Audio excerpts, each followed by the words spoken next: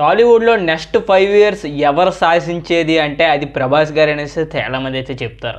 అసలు ఏంటి reason bro అంటే ప్రభాస్ గారు లైనప్ బ్రో. ఎందుకంటే అంటే ఆయన బాహుబలి తీసినప్పటి నుంచి ఒక్కొక్క మూవీ ఒక్కొక్క డిఫరెంట్ కైండ్ ఆఫ్ జోనర్ అయితే సెలెక్ట్ చేసుకున్నారు.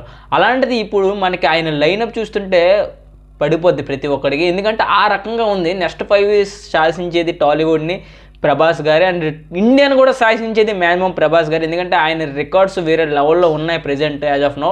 అండ్ దట్టు ఆయన లైనప్ ఎలా ఉందంటే రాజాసాబ్ 2025లో రాజాసాబు ఎటువంటి పరిస్థితుల్లో అయితే రిలీజ్ అవుద్ది.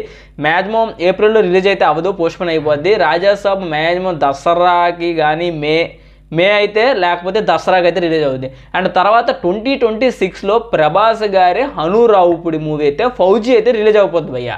ఎందుకంటే ప్రభాస్ గారు ఫౌజీ ఆల్రెడీ ఇప్పటికే షూటింగ్ అయితే శరవేగంగా సాగుతుంది, షెడ్యూల్స్ మీద షెడ్యూల్స్. అండ్ తర్వాత చూసుకున్నట్టయితే 2027 సందీప్ రెడ్డి వంగ గారి స్పిరిట్ మూవీ కోసం ఎంతమంది దగ్గరలో వెయిట్ చేస్తున్నారంటే పిచ్చ ఫ్యాన్స్ ఉన్నారు. ఎందుకంటే సందీప్ రెడ్డి గారు యానిమల్ తర్వాత ప్రభాస్ గారితో చేస్తున్న మూవీ ఇది. అండ్ దీంట్లో ప్రభాస్ గారు రూత్లెస్ కాఫ్గా ఉండబోతున్నారనమాట. సో అస్సలే ఆయన్ని పట్టుకోవాలి. ఇంకా కాఫ్ రూత్లెస్ అంటే ఇంకా వేరే లెవెల్ ఉండబోతుంది.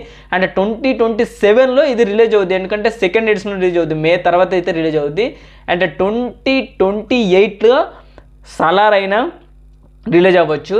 అండ్ కల్కి 2898 AD సెకండ్ పార్ట్ అయినా రిలీజ్ అవ్వచ్చు. ఎందుకంటే ఈ టైంలో మ్యాక్సిమం ఈ గ్యాప్లో ఆయన ఎలా మూవీ షూట్స్కి వెళ్తారో మనకు తెలియదు కాబట్టి, డేట్స్ ఎలా ఉన్నాయో మనకు తెలియదు కాబట్టి మ్యాక్సిమం ఆ 2 సినిమాలు ఏదైతే రిలీజ్ అవ్వచ్చు. తర్వాత రమణం ఉంది, బ్రహ్మరాక్షసుడు గారు ప్రశాంత్ వర్మ మూవీ ఉంది, అండ్ లోకేష్ కనగరాజు మూవీ ఉన్నాయి. చాలా అంటే చాలా మూవీస్ ఉన్నాయి. మరి ప్రభాస్ గారు లైనప్ చూస్తే ప్రతి ఒక్కడికి పడవలసిందే. మరి videos like and subscribe. Prabhas గారు ఫ్యాన్స్ ఉంటే తప్పకుండా కామెంట్.